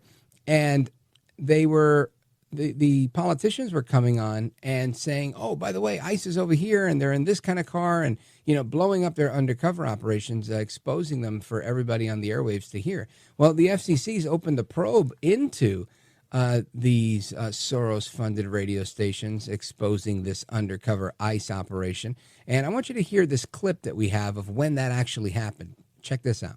First, though, I'm Brett Burkhardt, and here's what's happening. San Jose Mayor Matt Mahan and Council Member Peter Ortiz confirmed today that U.S. Immigration and Customs Enforcement agents are currently carrying out an operation on the east side of town. the Santa Clara County Rapid Response Network, which is a community defense projecting system for immigrant communities against deportation threats. It first reported the activity on its platforms. So, again, that's a report from KCBS that they were citing what was told by the politicians, giving out the information of exactly where these ICE agents and officials were conducting these enforcement operations. And this, obviously, very troubling. So the FCC has now opened a probe into this. Commissioner Brendan Carr, who's been on this program before, says that Odyssey may have a real problem on its hands, as well as their minority shareholder, George Soros. The FCC's begun an investigation into the license of KCBS in San Francisco. You were right. It was San Francisco, not San Pedro, as I was thinking, after one of its hosts began broadcasting locations and descriptions of undercover ICE agents looking for violent illegal aliens. Now, this is, some are saying it's a First Amendment issue. Some are saying it's an obstruction of justice issue, obstructing federal law enforcement. So somebody's going to come to a determination on this, and maybe it's going to be Pam Bondi working with Commissioner Brendan Carr. But if the station had aired commentary opposing the raids, the matter would fall under the First Amendment, and the FCC would never have bothered to even look into it. If they reported the arrests as something that happened in public view, that wouldn't be a problem either. But what happens is this goes outside of the realm of opinion and becomes now news reporting, which, again, also constitutionally protected free speech. And this is according to hotair.com. However, that's not what they're alleging that KCBS did. They're saying they attempted to blow up an undercover operation, an enforcement operation, a raid by ICE, and putting these agents at higher risk of being targeted for violence because they were telling them where they were and what they were driving. And they went a step further. They photographed these vehicles and put them on their respective social media accounts. I saw the one, I think his name is Peter Ortiz, the councilman there. I saw his Instagram post with the cars on there. So I don't know if he's scrubbed it since then or not, but it sounds like he's going to have to answer for that. So that's what's going on there. Radio is very powerful. When people listen to radio, they hear it all over the place. And sometimes radio can be staticky, depending on where you are, if you're out of range, if you're in the car. But this is why I tell people, look, you've got to get a radio that's going to work. If you're struggling with getting good reception in your home, you need C. Crane, right? C. Crane's CC Wi-Fi number 3, CC Wi-Fi 3. It's an internet radio. This is the solution for you. Here's why. The CC Wi-Fi 3 is so special because it connects the unit, the CC Wi-Fi 3, to the internet, and then you're ready to tune into any one of over 30,000 radio stations worldwide, including stations carrying my show. No static, no fade. So you could be on vacation and listen to whichever station you like, where it comes in the clearest. Now, they have a voice-focused audio, which is surpassing any smartphone on the market. And, you can hear pretty good audio on a smartphone. This stuff blows it away.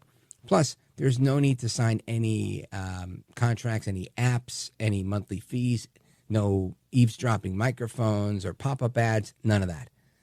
This is just very simple. You have a full-size remote control that comes with the radio. You could find exactly what you want while relaxing in your easy chair or hanging out at the dock or wherever you're doing, right? This has never been easier.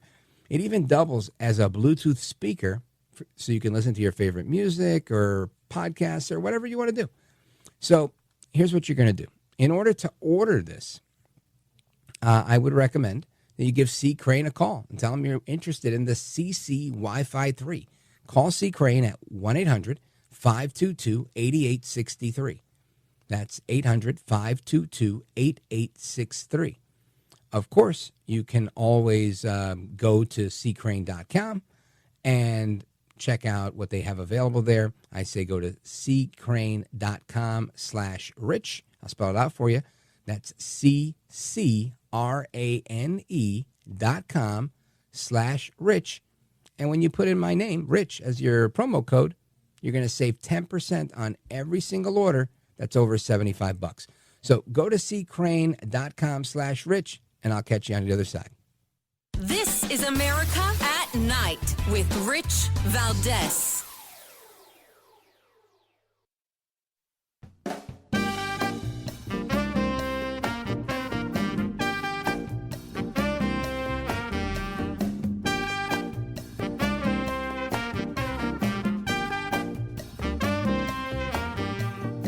congratulations on just an amazing show. I know you've worked so hard in the industry, and nobody deserves it more than you do. So I'm happy to see you really succeeding here. It's awesome. America at Night with Rich Valdez. All right, amigos, welcome back. And I want to give you a fair warning. I'm about to play the voice of Joy Reid. Joy Reid from MSNBC. Brace yourselves. It's not that long, but I think it's worth the listen. You're going to get a chuckle out of this. Go right ahead. Alex, let me bring you in here because we know that the trauma induced by the Iraq war and the U.S. presence in the Middle East on top of 20 years in Afghanistan has been significant. And it was also a significant reason that Barack Obama was a popular politician who could be president. And it also has been a big selling point for Donald Trump, who denied he supported the Iraq war. What he's now proposing, and I think a lot of people thought of Donald Trump as an isolationist and wanting to make the U.S. presence in the world smaller. We're now talking about potential occupation of the Gaza Strip, which has caused Israel to be at war in Gaza, even before October 7th of the October 7th attacks. We're talking about the United States taking that position of occupation. With seemingly no consultation with regional partners, right? The suggestion that the Egyptians and the Jordanians should take the Palestinians, right? That I can almost guarantee you, given Bibi Netanyahu's expression at this presser today, that possibility hasn't been discussed with those neighboring countries. Iran is looking at this, and I cannot imagine what the reaction in the Arab world is. That is MSNBC's Alex Wagner on with the aforementioned Joy Reid. And they are very, very taken aback that the United States is willing to intervene in what's going on in Gaza. They are taken aback, and much to their chagrin, that Iran was not consulted in a decision that the United States wants to make, or an opinion that they want to offer. I can't believe it. The nerve, the gall. Oy. Anyway, I want to continue the conversation on this particular topic with Kenneth Abramowitz. He's founder of SaveTheWest.com. It's a website dedicated to saving Western civilization. And he's with us now. Kenneth, tell me what you think about President Trump's decision or announcement that the United States should turn Gaza into a resort town. Well, I must say it was very refreshing, to say the least, suggestion. And I read a lot of websites of various think tanks. Nothing of this sort came from any think tank. You know, usually government policy, there's people who are advocating it for 1 or 2 or 3, 4 years, and then finally their ideas get through to Mount Olympus and people listen to it. And so I'd love to know who thought of this. My guess it was President Trump brainstorming with a handful of his advisors, and he probably came up with this. And some people laughed and some people took it seriously. But in any case, I thought it was just brilliant, because Israel and America had a big problem. And the big problem was this hostage deal. Basically, in order to get the hostages back, Israel negotiated a very poor deal where they basically gave control of Gaza back to Hamas. And so that's a prescription for disaster. And nobody knew how to fix it after that, other than sending the Israel Defense Forces in again. And so President Trump came up with a very unusual alternative to doing that. Kenneth Abramowitz, founder of SaveTheWest.com. Now, I realize, like you, this sounds like a big picture idea, and more than anything, I think Trump is great for putting things out there to, a little bit of a smoke screen, a little bit of smoke bomb. Hey, how about this? Get everybody to focus on that while we figure out things over here. And introducing large-level concepts that will make sense eventually, but at first seem a little, kind of a head-scratcher. But it does seem to me like if the United States is there, using their words, occupying this territory, I don't think Hamas is going to want to look for trouble there. Do you? Well, unsaid, there wouldn't be any people in Gaza. In other words, the population would be moved out. And the terrorists, I mean, if they chose to fight, then they'd be killed by either Israel or America, most likely Israel, and then handed over, the territory handed over to the U.S. government without Hamas, without any population, for America to basically make, it wouldn't be a state, but make it like a territory. So the details weren't provided, so I only can guess what might be going through President Trump and his advisors' minds. Now, given the opportunity for you to serve, as a Trump advisor, and the president turns to you and says, Ken, you're tremendous, you're terrific, I want to know what you think. What do you tell him? Well, what I would tell him, so let's get as many hostages back as possible. The 98 or so hostages, of which people think maybe a third are alive, are coming back in 3 tranches. But only the first tranche, 7-week period of time, only the first tranche has been negotiated. So Israel and the bad guys are sitting down to negotiate the second tranche. If they can't come to an agreement on the second tranche, well, if they can come to agreement, then fine, the more hostages come back. If they can't come to an agreement, then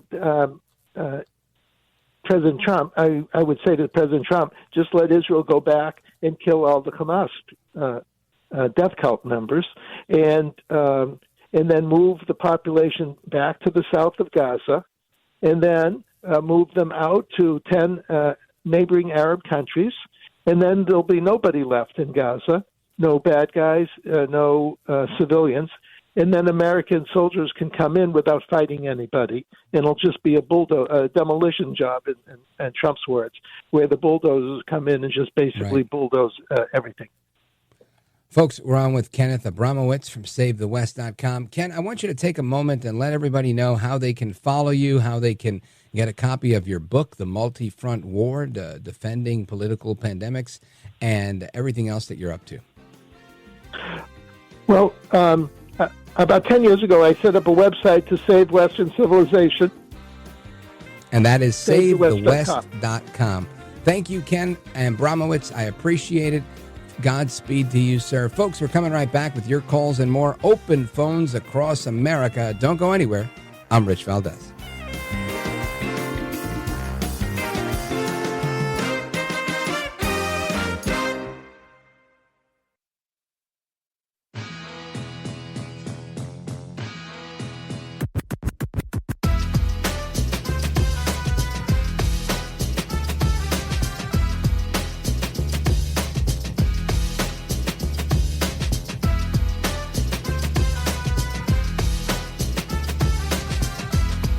Now, 833-4-VALDEZ. That's 833-482-5337. 833-4-VALDEZ. That's Valdez with an S. Elon Musk has never been one to filter his thoughts. Whether he's naming his child something that sounds like a Wi-Fi password, live tweeting business decisions that cost him billions, or challenging Mark Zuckerberg to a cage fight, the man loves saying things that make the internet collectively raise an eyebrow. His latest gem, declaring that working weekends is a superpower. Employees of the Department of Government Efficiency, or DOGE, are already doing that, which is why the government bureaucrats are losing so fast, because they dare to enjoy a 40-hour work week.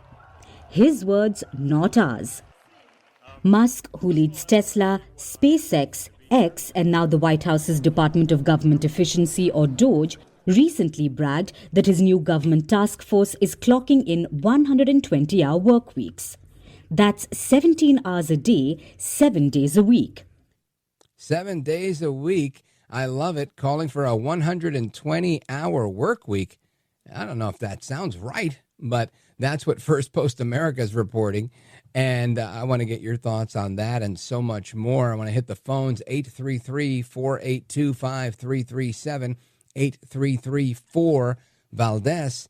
And I'd like to start with Peter. He's been on hold calling us from Canada, Montreal, Canada. Peter, go right ahead. You're on with Rich Valdez. Welcome.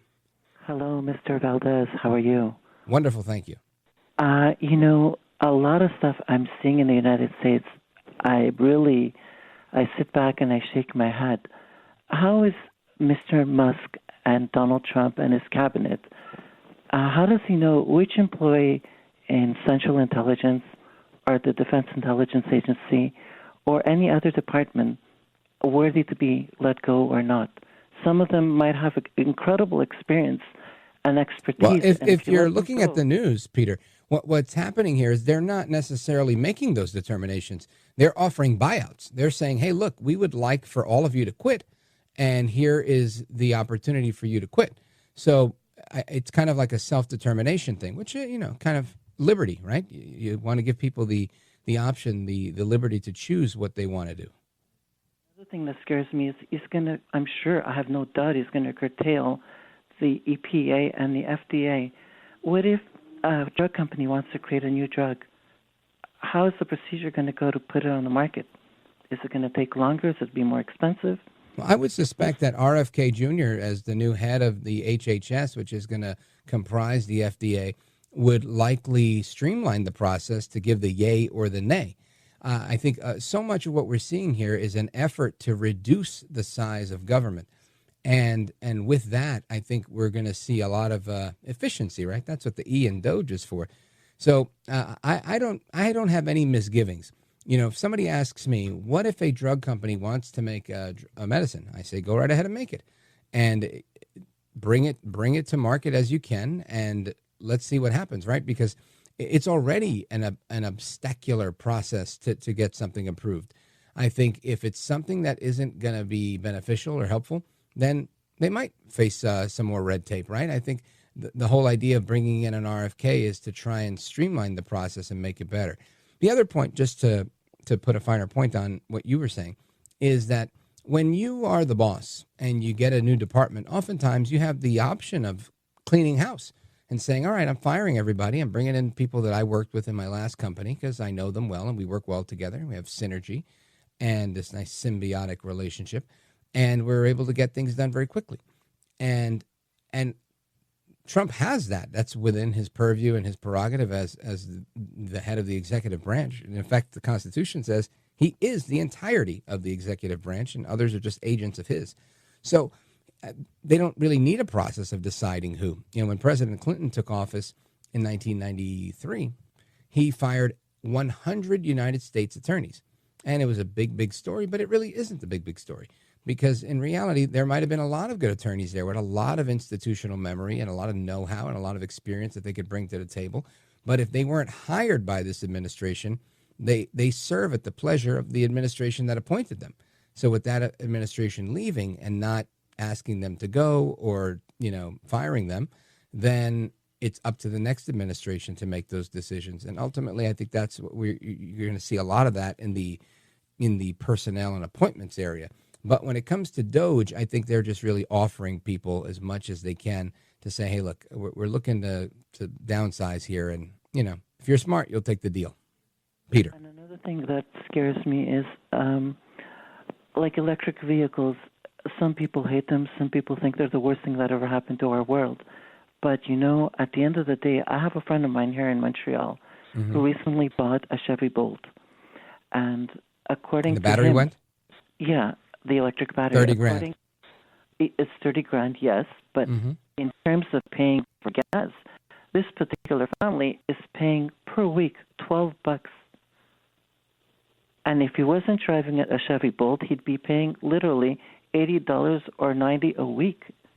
So, you're just going to gut the whole program. What are you going to replace it with? Gas. Just go back to a smaller car. Now, again, Elon Musk is an electric car guy, so they're not going to be getting any of that stuff. I think we're going to always have electric cars. We're just not going to make a push to have every vehicle in America become an electric car, which is what they were suggesting in the Biden years. And the problem with that was that stuff needs to run on electricity. We don't have enough electricity to go around for everybody to have an electric car. This would be a strain on the grid that we just couldn't handle. So I think that's where we're at. It's all about, again, it's about liberty. It's about choice. If you want to have an electric car, have one. If you want to be like me, I've been driving big 8-cylinder gas guzzling monsters as long as I can remember, since I was like 22, and I love them. I prefer not to drive anything else. Amen to that, right? Don't put me in an electric car. Put me in a big truck. Anyway, Peter, thank you for your call. I appreciate it. Great conversation. Thank you for calling, and I hope to hear from you again really soon. Shout out to Peter in Montreal, Canada, WVMT-A, as they say in Canada. And let us continue. Let's go to David, San Francisco, California, one of our favorite critics here. David, go right ahead. Well, Rich, I wanted to ask you first if you're soft on crime about Elon Musk getting a hold of the Treasury. You understand he doesn't have a security clearance, right? Well, I would say I don't understand that, and I would say that I think that is fake, phony, and fraud propaganda being promoted by the people that were trying to prevent him from doing his job. Again, when the IRS or your accountant or anybody else says, hey, look, I need to see what you're spending. If you turn around and say, look, I'm sorry, that's classified information, it's private, you don't have access to see that. This man has been appointed by the entirety of the executive branch including the person who oversees the U.S. Treasury, right? The commander-in-chief, the president of the United States, hired this man to serve in a voluntary capacity on a committee called the Department of Government Efficiency, tasked with one job: shred government. Let's make this thing smaller. Find the fraud, waste, and abuse, and let's get rid of it.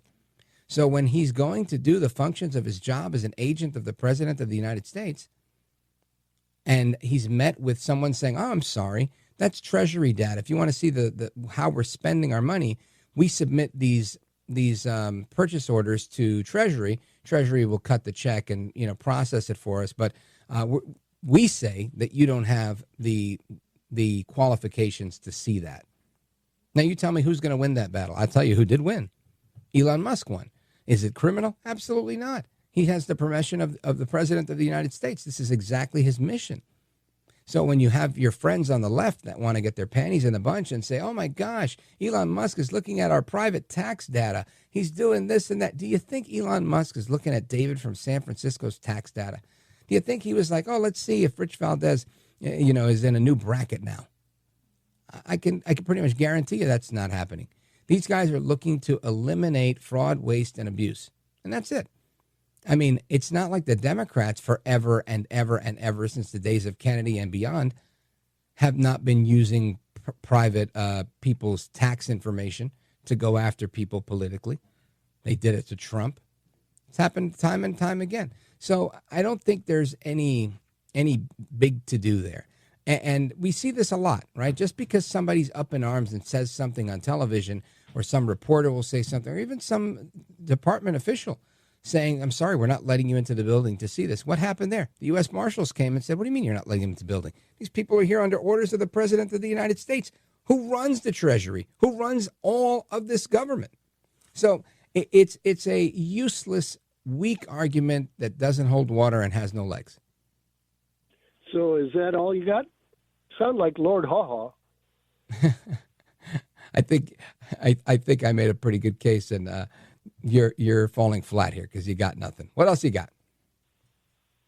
So in your political argument, you just go to the Political Wayne site today, and you're going to see Judge weighs short-term block on Musk allies' ability to share Treasury records outside the department. Who said they wanted to? Well, apparently they brought in their own computers, and that broke a security clearance that you're not supposed to bring in data transfer devices. We're talking about the value of America. And does Elon Musk trust America? And and it says right here in the article that the judge, part of her decision today was temporarily to bar the Musk allies from disseminating the records outside the Treasury, and that includes Trump, who doesn't have security clearance. All right. Now, do you hear how silly this sounds? Again, disseminating information outside of the Treasury, this is clearly going to be resolved very quickly, right? When when they go back to court and they say, okay, look, this man is working on behalf of the CEO of the United States. We're here to do this job. They're going to get the information they need. Now, can they use the laptop they came in with? Maybe they can't. Maybe they need a different laptop. That's fine. Nobody's asking to put this information on television. This is what I mean by when things get misconstrued, right? Just because somebody says you can't do this doesn't mean that you were trying to do that. They're just saying these are the limitations that you have in this situation, and you can't do that. So figure out a different way of going about it. That's fine. They'll do that. This is lawfare. We've seen this before. When you go to the courts to seek relief on a problem that doesn't really exist, so you can go to the media and write an article and put it on Raw Story or some other left-wing rag where David in San Francisco will consume this and think that it's gospel truth. And you'll be led to believe that somehow Elon Musk, with all the money in the world, literally, is doing his darndest to go after your tax information. Come on, David. Anyway, folks, coming right back. Your calls and more. Don't go anywhere. This is America at Night with Rich Valdez. Call now, 833-4-VALDEZ. That's 833-482-5337. 833-4-VALDEZ. That's Valdez with an S.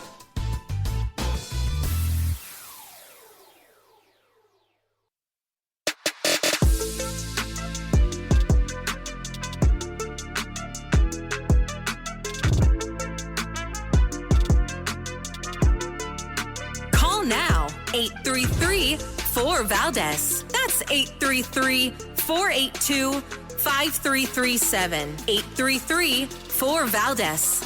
That's Valdez with an S. All right, amigos, welcome back. We continue with open phones across America, 833-4-VALDEZ. And I want to go to Eric in Janesville, Wisconsin, just across the border from Illinois, listening on WLS. Eric, go right ahead. Hi, Rich. Thanks for taking my call. Yes, sir. Like I told your screener, sometimes when I hear the president talk, I kind of roll my eyes, but whatever, he's always been that way. But this whole Gaza thing, the one thing that bothered me about it, the way he framed it early on, and I hear there's some pushback, but early on, he implied that Jordan and Egypt will have to take almost 2 million people between the two. I mean, Rich, I realize America's the toughest kid on the block and they can do whatever they want, but should we? Do you see where I'm coming from? I do. Lamentably, I'm also a bully from New York, and I absolutely adore this approach. I have been so fed up, and having worked in state government, you see a lot of this, Eric.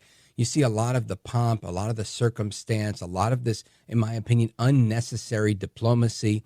Instead of telling people what to do, you ask a lot of questions. What do you think if we were to do this? How could we approach this together? I hate this type of conversation. I'm much more naturally inclined to be a take charge kind of person and say, here's what we're going to do. You're going to do this. I'm going to do that. And if you don't do that, this is going to be the consequence.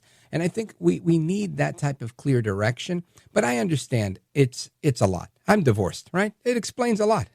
So I can totally see how it could be viewed as abrasive and not very winsome to a lot of people.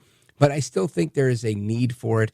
When Trump ran in 2016, I said, man, this man is a bull in a china shop. And the China shop is Washington, D.C. I hope he breaks every last bit of it. He didn't get the chance to do that the first time around because they tied him up with the lawfare. But now he's come in guns blazing, and I love it. I love what we're seeing. If we can see a 20, 30% reduction in the size of government, and that's a lot, I think, I would be ecstatic. And if that's what it takes, this brash New Yorker to go in there and turn people off because he's standoffish, so be it. I mean, that's my opinion. Well, I'm okay with that too, Rich. But like I said, my issue was Jordan and Egypt are sovereign countries, correct? Yeah. Similar to Canada and Honduras and all these other countries that have been saying, well, we're not taking our immigrants back, or we're not doing this, or we're not. And he's been threatening them with tariffs and getting his way on foreign policy. So I think when he makes these statements like, hey, we're getting the Panama Canal back, and now we have it back. I think a lot of this comes from that approach. When you know you're dealing with somebody who's going to be obstinate, who's going to be difficult to work with, I think it frames the negotiations to you stop haggling for that top line price and you go straight for your bottom line and figure out what is our bottom line really going to be here, because we don't have too much back and forth with this guy. He might be hot-headed. And I think that is a real strength that Trump brings to the table, where people are just like, oh, come on, this guy, he's telling people that they got to take these people. And I agree with you. I'm all for it. If I lived in Jordan or Egypt, I'd be up in arms saying, who does this guy think he is? Leader of the world? Oh, wait, he is. So I do get it. And I guess there's a little bit of duplicity there. And I'm not saying that should happen, right? I think we have to find a place to repatriate these people. And I don't even know if I'm on board with this idea that we should build, Club America in Gaza. But I think it's an interesting approach, and I appreciate your thoughts. Eric in Janesville, Wisconsin, WLS. Folks, pausing right here, coming right back. Your calls and more. Florida, Alabama, Little Rock. Don't go anywhere. This is America at Night with Rich Valdez.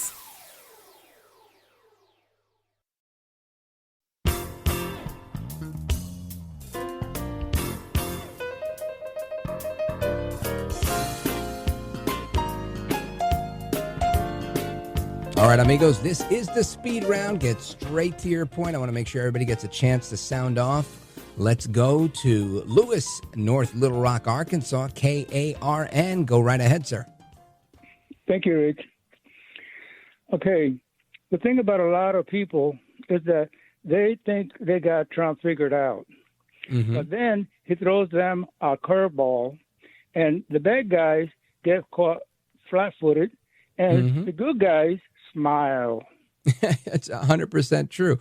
It's been happening more and more lately, where they keep trying to do that, and they try to say, oh, you're political retribution. And then he says, no, wasting money. Gail, Enterprise, Alabama, WDBT, go for it. Hi, Rich. It's so nice to talk to you. I just wanted to compliment you on your show. Thank you, hon. I love your show. I love your views on things. I enjoy the interviews that you have, and I just wanted to say how much I appreciate you. And that's it. You are an angel. You're a blessing, Gail. Thank you for your kind words. I appreciate it. Shout out to everybody in WDBT. And, of course, some conversation on globalism, so keep it locked right here. But until then, hasta la próxima. Until the next time, America, take care, good night, and God bless you. I'm Rich Valdez.